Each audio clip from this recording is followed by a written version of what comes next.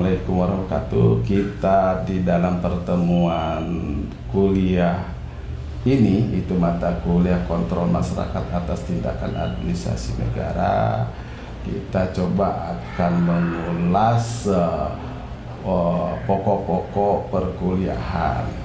Yang pertama, apa itu kontrol masyarakat atas tindakan administrasi, lalu bagaimana kontrol masyarakat itu dilaksanakan, dan untuk apa kontrol masyarakat itu juga dijalankan atau dilaksanakan oleh masyarakat. Nah, 3 pertanyaan mendasar itulah sebenarnya akan menjawab semua materi yang ada di dalam pokok-pokok perkuliahan kita. Jadi kalau teman-teman mahasiswa semua dapat mempelajarinya dari dari pertanyaan dasar namun mendasar ini, bisa menjawab, bahkan itu bisa mungkin berlembar-lembar atau berpuluh-puluh lembar. Yang pertama, kenapa bahwa kontrol masyarakat penting dilakukan di dalam era sistem pemerintahan demokrasi, karena masyarakat pun punya hak untuk terlibat atau berpartisipasi di dalam proses penyelenggaraan pemerintahan. Gitu. Jadi kontrol masyarakat itu secara sederhana adalah kegiatan masyarakat di dalam melakukan atau mengawasi apa-apa saja yang dilakukan oleh pemerintah. Namun kontrol masyarakat pun bukan sekedar omdo alias omong doang, tapi harus jelas, dan harus jelas identitas yang memberikan laporannya, kemudian apa yang dilaporkannya, dan yang lain-lainnya. Itu. Kemudian di samping kita, sebelum membahas lebih dalam terkait dengan kontrol masyarakat sebagai hak konstitusional warga negara di dalam pemerintahan ini, itu dijamin oleh peraturan perundang-undangan. Nah, yang kedua, di samping kita berbicara tentang kontrol, namun sesungguhnya sebelum kita ke sana lebih dalam, kita coba di dalam sistem pemerintahan ada beberapa atau saya sebut semacam jenis-jenis pengawasan di dalam penyelenggaraan pemerintahan. Yang pertama itu pengawasan melekat, atau saya seringkali menganekdotkan pengawasan malaikat, gitu kan. Itu pengawasan malaikat itu adalah pengawasan yang dilakukan oleh atasan langsung. Jadi aktor pelaksana pengawasannya atasan langsung. Nah, itu atau dengan istilah secara teoritis mungkin itu disebut pengawasan manajemen. Jadi atasan yang melakukan pengawasan.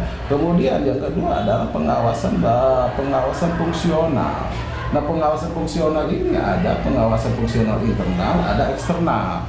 Nah, kalau pengawasan fungsional internal adalah juga yang menjalankannya adalah diberi hak dalam tanda kutip semacam istimewa untuk menjalankan pengawasan terhadap internal di pemerintahan. Lalu siapa? Organnya apa?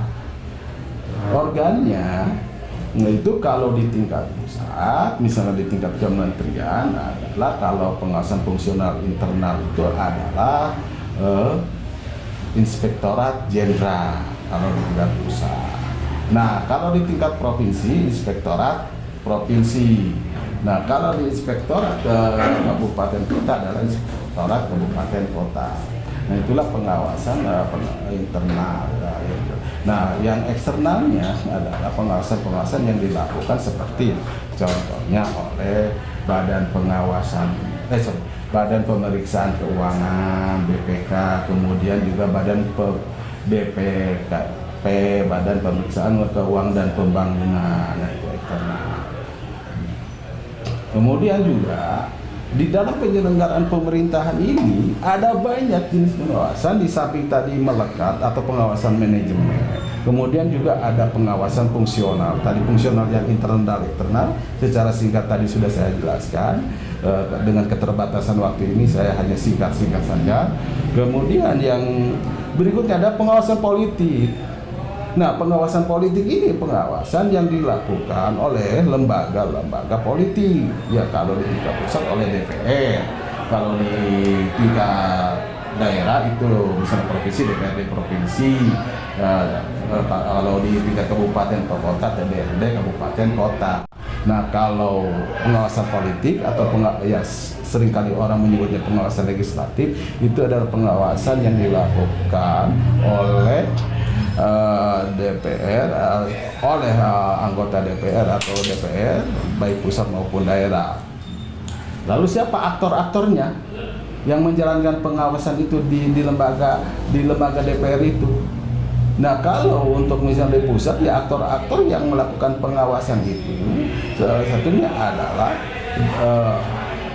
praksi di samping aktor-aktor yang melakukan pengawasan itu, di samping praksi, kemudian juga komisi itu menyelenggarakan, melakukan pengawasan terhadap mitra kerjanya itu melalui rapat kerja atau rapat dengan mitra-mitra kerjanya. Begitupun di daerah secara prinsip umum sama, hanya ruang lingkup yang membedakan itu pengawasan politik. Jadi salah aktor-aktor di dalam pengawasan politik itu, di samping praksi-praksi yang ada di lembaga parlemen itu sendiri, dan juga komisi-komisi serta juga ya badan anggaran di dalam konteks anggaran. Tapi prinsipnya itu sih ada dua. Nah, kenapa pengawasan politik perlu dilakukan di dalam pendidikan? Ya karena mereka adalah juga memiliki tanggung jawab moral terhadap masyarakat yang memilihnya. Tapi jangan dituntut gitu mereka itu untuk pengawasan yang bersifat teknis atau yang bersifat teknis, karena mereka pengawasan politik agar penyelenggaraan yang dilakukan oleh pemerintah dalam hal ini eksekutif apakah sesuai dengan kebijakan-kebijakan yang sudah mengaturnya atau sebaliknya. Nah, itu. Nah, berikutnya adalah yaitu yang terakhir yang tadi pertama saya kemukakan itu terkait dengan pengawasan masyarakat. Itu pengawasan yang dilakukan oleh masyarakat karena masyarakat sudah berkontribusi terhadap negara, misalnya melalui pajak dan sebagainya. Nah, masyarakat juga harus atau dicaya perlu untuk melakukan pengawasan di dalam penyelenggaraan pemerintahan. Terima kasih. Wassalamualaikum warahmatullahi wabarakatuh.